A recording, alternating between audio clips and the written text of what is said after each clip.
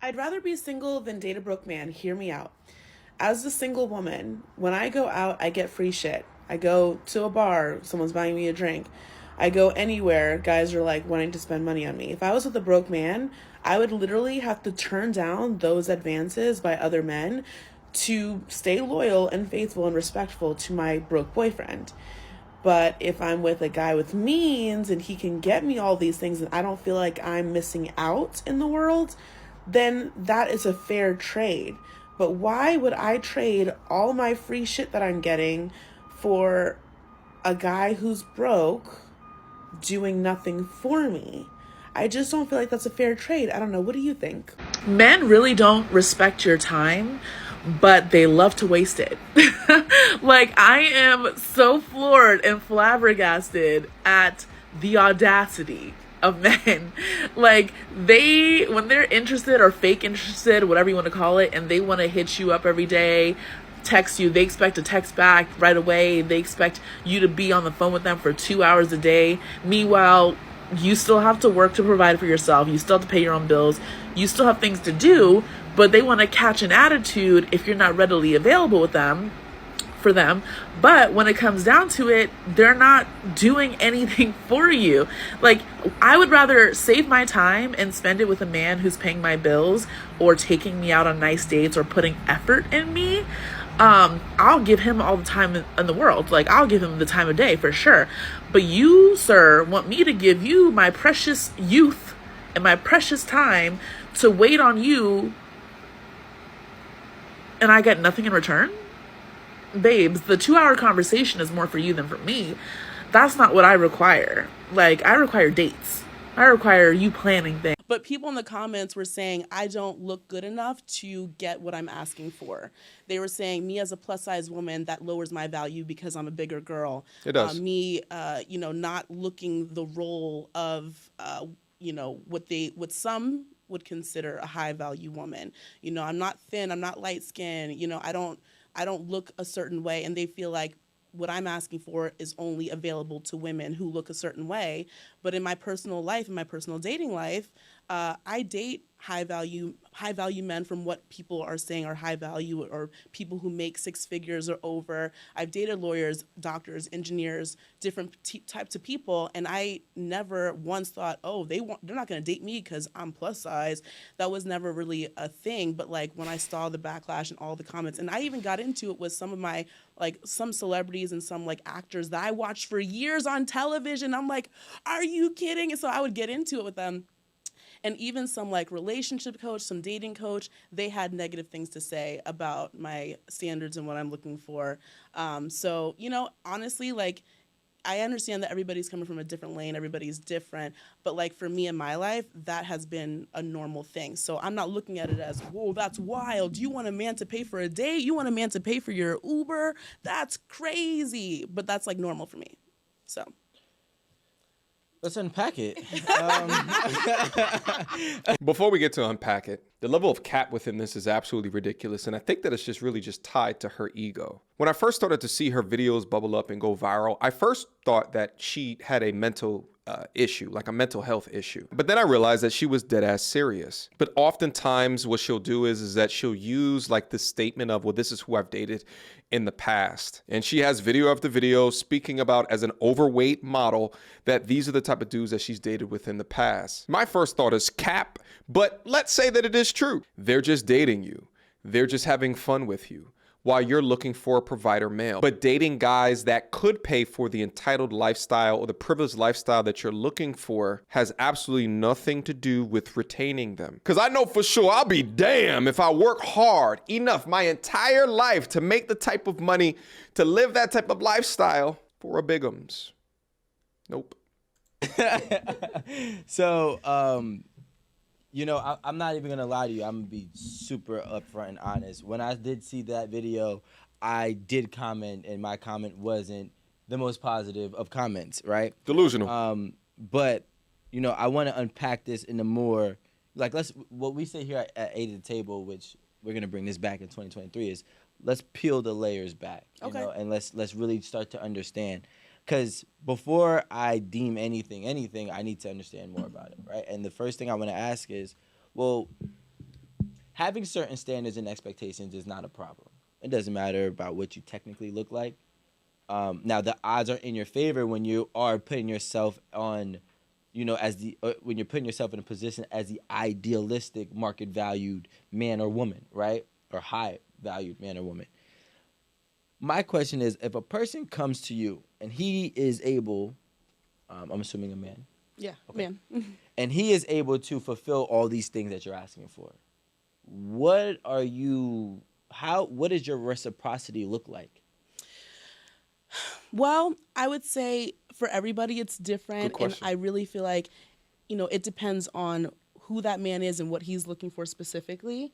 I know me as a person, what I can offer. I know what the kind of person I am. I'm very like nurturing, loving, like I like to, I'm very traditional. I like to keep a home nice. I like to cook. Like to I eat? want babies, like all of those things. Those are some of the things that I can give in a relationship if that was what the relationship was leading to, if it was marriage, if it was what is exactly what I'm looking for. So, but I feel like that whole thing of men saying, what do you as a woman bring to the table? I feel like, what do you want us to bring to the table? Because I've made it very clear what I want you to bring to the table. Right. Okay. Guys, listen. Let's just say, for example, that this wasn't the person on the couch that was saying this. Let's say that this was a legit 9 and is absolutely your type. Be very mindful. Be very, very, very mindful. Listen to what I'm about to say to right now. Be very mindful of women that have all of these requirements, expensive requirements, whether it be financially expensive or mentally expensive, time expensive, all of these requirements for you. But when you ask them, proverbially, what do you bring to the table? They're not clear, or their answer is bullshit. This means that they spend the majority of their time looking outward on ways and situations that can benefit them without putting a mirror up to their face and looking at themselves to determine how can they be of value to others, or specifically to a man in a relationship. I find it so interesting that the majority of these women walk around and call men narcissists like they call the sky blue, but all that they are into is themselves and how you can benefit them. I introduce you to the mindset of the modern woman today. They're bred to be selfish. They're bred to be proud of their egos. And this one, proud of her delusion. What is it that you're looking for from a woman? Okay, Let's she doesn't know. Right, so we had, you said that you've gotten these things from other men. Okay. Previously, yes. Right? Are you with any of them now? No. Okay. So I don't know what the reasons might be for them not working. But my question is, if they were giving you everything that you were asking for, why didn't you retain them? Why didn't you keep them? Right. So every situation is different, but several of the guys that I've dated in the past, our core fundamental values weren't aligned. And because of that, it just wouldn't have worked out long term. And I feel like those things are more important and very important when you get past the like dating phase and like, if the main thing, if he's like a certain type of way that you're looking for, it comes down to like, okay, can I build a life with this man? Can I have children with this man? Can I see myself, long term with this man? Do our values line up? And if it doesn't make sense to keep going. So okay, we're going down the road, just letting you know. Okay. So what are the values, the core values that you're seeking and realistically, I have thoughts, but I'll let this play out. Spouse to have. I want him to be a family man. Like, he wants to, have children. He wants to have a family. He has a relationship with God. He, we vibe. Like, he makes me laugh, we have like chemistry. We enjoy each other's company. Like, he is a provider, a protector. He's always dating me, pursuing me. He's always doing things that make a relationship, last longer than just if you just stop putting into the effort. So I guess someone who's consistent, someone who's putting in effort, someone who wants to be there, wants to be in the relationship. That's the kind of things that I look for in a man.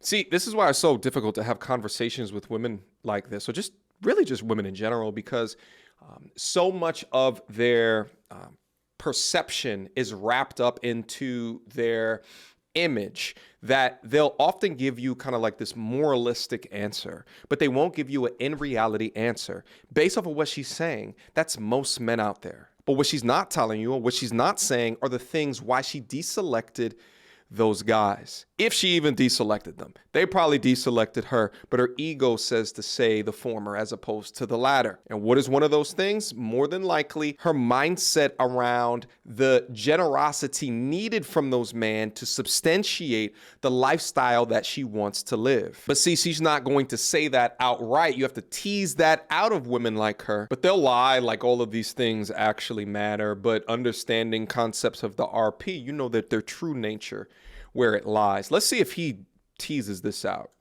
Okay, so it's all right. I'm going with my own theory. Boom. So now, this is what I'm hearing, and correct me if I'm wrong. We can discuss this too. This is where I think sometimes the delusion sets in. Okay. Is when your core values is really what you want. Because you've had the, not you specifically, this is what I'm saying. Speaking in general, right? The core values is really what people are looking for to sustain a long-term relationship. But they're leading with the tangibles that are technically, subjective.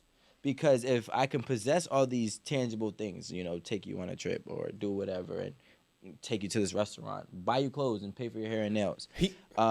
But I don't align with God or I'm not a family man, then I still don't work for you. So I think what we got to do, and people who are in this spot, in this place where everyone is using the social media to kind of, showcase who they are, is be more in depth with who you are, right? Because if I say, hey, you know what?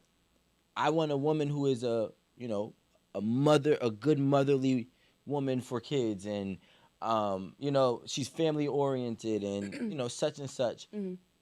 I think that limits the backlash because I can't live with a girl who's not a family oriented woman, right? Okay. But I can date a girl who, is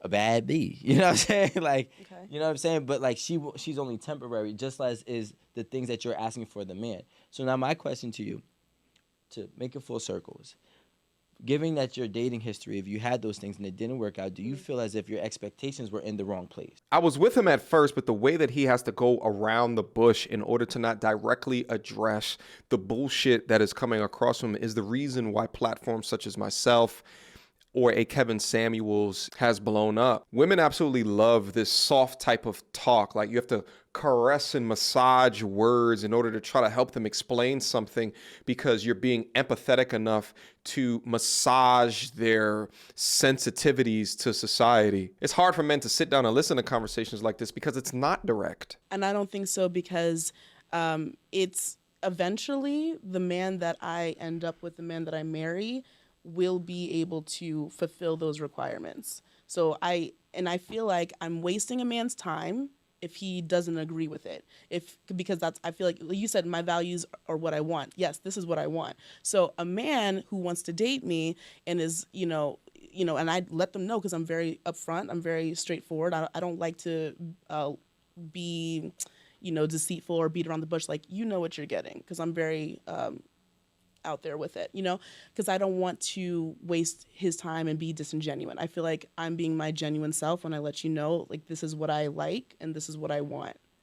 I think what happens is people try to set the bar high, right? They set the bar high. Unrealistic. Themselves, and they set the bar high because if I can at least get this, if this doesn't work out, I still got something out of it. But realistically, the bar being set high is really disregarding and dismissing what you need and trying to replace it with what you want. What do I need? What you need is a family man. What you need is all the reasons for why the guy who possessed all the tangible things gave you, but didn't work out. Those missing elements are the actual necessities, because if he possessed those, I'm assuming he would probably still be here. Yes, you're right. And this is, exactly. It didn't work out because he wasn't that family man that I'm looking for. But I'm going to ask you, how do you determine in a dating relationship if he is going to be that person for you, because I've dated guys who don't have money and who don't match the requirements. They can't give me those. They can't provide for me in that way. They're definitely family men, but I'm thinking about, okay, like, I'm going to have to go to work. I'm going to have to, like, bring the bread home. I'm going to have to, like, take care of us, because he's a nice guy and he's a family guy and maybe he's a good father, but he's not a provider. And that puts me in a really bad position. She's lying. And here's how I know that. She keeps leveraging the idea that her previous relationships broke up because they weren't family men. But then she just so quickly moves into this financial thing, which is what I said earlier. It's her requirement for finances, requiring a top 5% guy while she is not a top 5% woman, is the delusion that has to be addressed in these conversations. And when I say delusion, her perception of herself and what she is owed by a man is not realistic. If you were deemed attractive enough to get what you want, you would already have it by now. You would have a ring on your finger, or you would not have went viral for your expectations. Unrealistic people go into a Lamborghini dealer with $1,000 expecting to walk out with a Lamborghini. This is the same thing. Is it okay for a man to be, I'm just asking, this is opinion. Actually, ladies, is it okay for a man to be a good husband, a good father, and not a financial provider? No. I think it depends. I'll say it's subjective. I'm just asking personals. Oh, yeah. I'm answering. I think it's subjective, because someone who may not be able to provide financially for you can be all these other great things, and that is okay for you. Mm-hmm. But it might not be okay for me, for her, or for her. And I'm gonna be honest. You already know where I stand. Yeah. So there's no guessing game. And to be honest, even when I was young and I was dating, I'm not even gonna say that, because it doesn't sound good. I'll tell y'all off camera. You already started. I'm gonna be honest. Like, if economics and like financial status or whatever, if that's important to me, I'm gonna be honest. I'm gonna limit who I talk to. And for some people, limiting like your options may not work for you, but it worked for me. And the only reason I limited my options, because I already knew that I wasn't going to be comfortable in a situation where, somebody could treat me nice and be loving and caring and this and that, but you can't take me on a date. Nope. You can't put gas in my car. You can't fly us somewhere, for an anniversary. These are, like, real talk, these are kind of basic things. Let's take the whole plane thing out of it. A date. Like, we talk about this, like when you go to therapy or something, they'll say, have a date night. And let's just say that date night is at your house.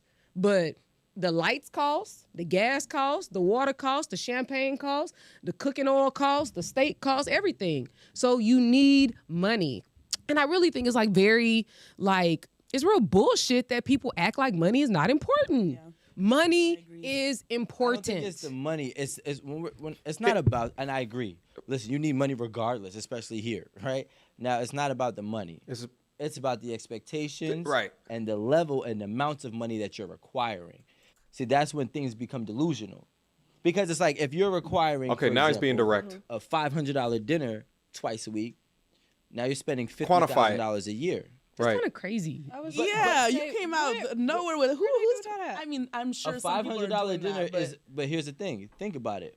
I've been to dinners, you've been to dinners, right? If we go to Ocean Prime, that bill is gonna cost $400. That's another $80 tip at least. Twice a week? But if you go on a Monday and a Friday, you go on a Friday and a Saturday, maybe you don't go to dinner, That's but let's say you do something, right? It's still a lot, right? But some men can do that and not even bother them. But that's not the point that I'm making. The point is that I'm saying is, first and foremost, he's real patient. When you're starting to negotiate, right, expensive livings, you already put yourself in a very small percentile of men that you have available. Yeah. Okay. Then you have to look at what is realistically your odds.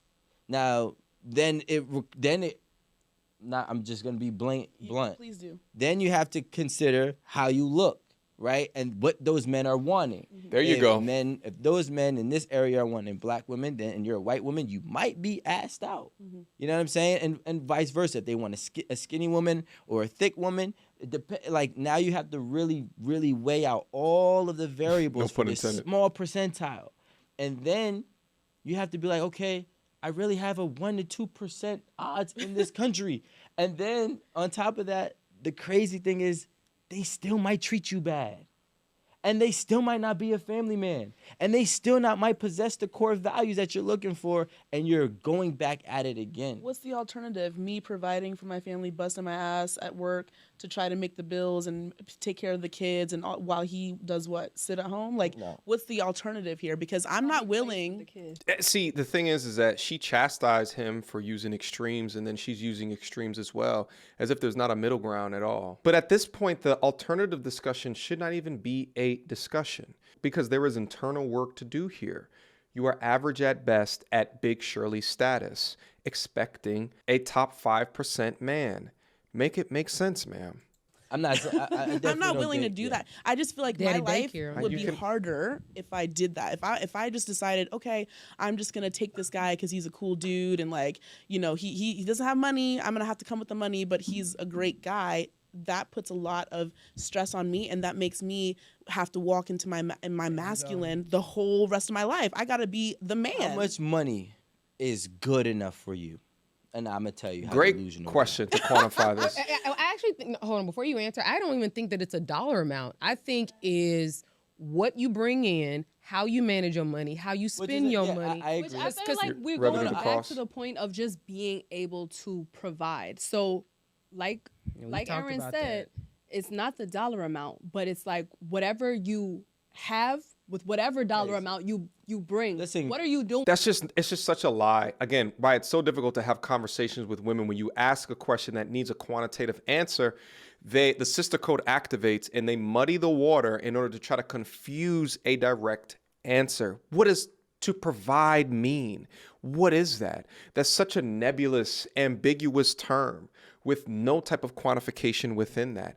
Give me a dollar amount per year that you require. Provision is different from woman to woman to woman to woman, right? If it's an Eastern thinking, non-material woman, that is a lot different than a Western modern woman who's been looking at advertisement pushed in front of her face her entire life. You want to argue semantics? Because we could do that. Because I can say right now, do all three of you are willing to live in an 800 square foot apartment the rest of your life?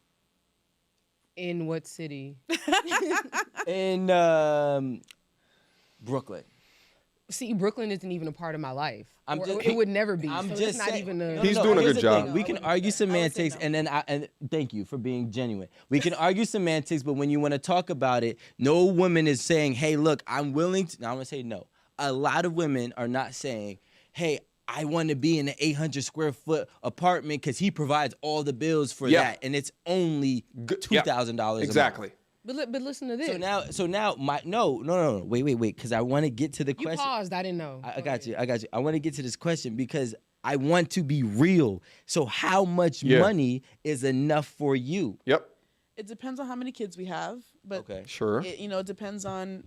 Let's give 0 for right now, unless if you have kids right now. I don't have. I'm single with no kids. If anybody's wondering. Yeah. So no kids. I'm on the market. We're not wondering, baby girl. We already knew. Market. I have no ring on this finger. That's how you do it. Just putting that out there. My nice DMs are open. They will remain. So right now he has to make 6 figures. He has to make over 100,000. So 112. Is that cool? After think about taxes. You see what I'm saying? This is what I'm saying. This is a prime example. She's asking for clarity. No, it's no. I'm asking for clarity. That's realistic in New York and Brooklyn and in LA where I live. I live in the city. You know, I have family members who are women who their husbands make less, but they live in like the middle of Ohio or something. Like you can get a really nice house a lot less. You can make it. So would you be willing to move? All right, this man makes $112,000 after taxes. Okay. All right. In Orlando, Florida, where you're originally from. I hate Florida with a passion, so not Florida. Okay. Not Florida, but Maryland. I don't really like Maryland either. DC. I don't really like a place outside of LA. Texas. Dallas or Houston. Maybe. I mean, maybe Texas. I've never been to Texas, so maybe. I don't know. To even think that this is something that you have to debate. If someone makes $112,000 after taxes, mama, they can live on Mars, and you should be ready, willing, and able to accept that. But your requirements are so delusional and have so many different caveats that you can't even answer this straight up. I guess what is the point you're trying to make so I can want to know what's your price? Because that's what it's coming down to, right? Because if you're telling me that a man could possess your core fundamental values but still not be good enough, but then the man that also can't possess it in the same breath, can't possess the core fundamental values but still do all the other expectations that you want, he's still not good enough. I understand sometimes you have to compromise in one area or the other. I understand that. I'm not above that. I'm not thinking, you know what I mean? Like, I'm reasonable. Okay. But reasonably speaking, to afford to live, like I said, in an expensive city, you know, with a family, you gotta make money. Go move. Gotta have 6 figures or more to live. I mean, everything is expensive nowadays. Food, housing, eggs. Everything is expensive. So that's Can not I get a price? That's all I want to know. Right. But what's your ticket? That might change with inflation. It doesn't matter. My thing is today. What's your ticket today? A man, you said you're single. This man DMs you, hey, I want to put a ring on it. If he makes over $100,000 after taxes, I will consider him. If he's good with money, if he has ambition, if he wants to make more than that later on in his life, those are the extra things he needs to keep that $100,000 after taxes. Because if he's just comfortable with that for the rest of his life or our lives, hello, honey, inflation, that's not even going to be good in 20 years. You know what I mean? So, like, I'm just thinking long term. I'm thinking realistic. Am I? You're real straight. Yeah, you got to make. I mean, okay. If you live in New York or LA, over 100,000. If you live somewhere else and you have a really nice place, I may consider less because you can live a good life in other places. But I live in the city, so I'm thinking city. Are you willing to move? Am I willing to move? Yes, for the right circumstances. I'm willing to move, yes. To end off this ridiculous conversation, and shout out to 8 at the table. You guys are, we're going to call you nice at the table for right now. I see what you guys are doing. But I'll leave a link down in the description box down below. I actually haven't gone over this entire conversation. So go up there, check out 8 at the table. Fantastic podcast, fantastic conversations. But let's do a little thought experiment. Name me anybody in entertainment, in sports, in music, that is a valuable man, high value man, that is dating a Bigums, that is dating a Lizzo. Name them, please. Name for me the CEO of any organization that is dating a big woman. Shit, most of the CEOs are in shape them goddamn selves. But how can I trust you? Someone who has proven that you cannot even take care of your own body, to take care of the children, to take care of the home, to take care of and help me meet my needs in a relationship. How can I trust you to do that when it is an issue for you to take care of your body? And shit, the same logic goes hand in hand for CEOs, men. The rate of male CEOs that are find them for me. What are their names? Portly. I'm not talking about obese, portly men that are at the top of a company, that are at the top of an industry, that are at the top of value. Show them to me. There seems to be a correlation with men that have gone on a path of purpose. They also know that this right here is connected to the things that they put into their body. So they've crafted a good purpose and a good fit lifestyle for themselves. But why would men like that choose the Bigums? I posed the question to you guys. Write the names down. Give me the links. Put them down. Send me emails. Send me DMs on IG. Let's do a formal investigation, because maybe I'm off. Maybe I'm the one that's delusional. Maybe I'm the one that's tripping. But show me the evidence, and I'll review it. Questions, comments, concerns. Y'all already know what to do. Me over to tourismreviews@gmail.com. You guys have been assigned your homework. Shout out to the MT Army. Let's discuss it down below. Until next time, YouTube. Peace.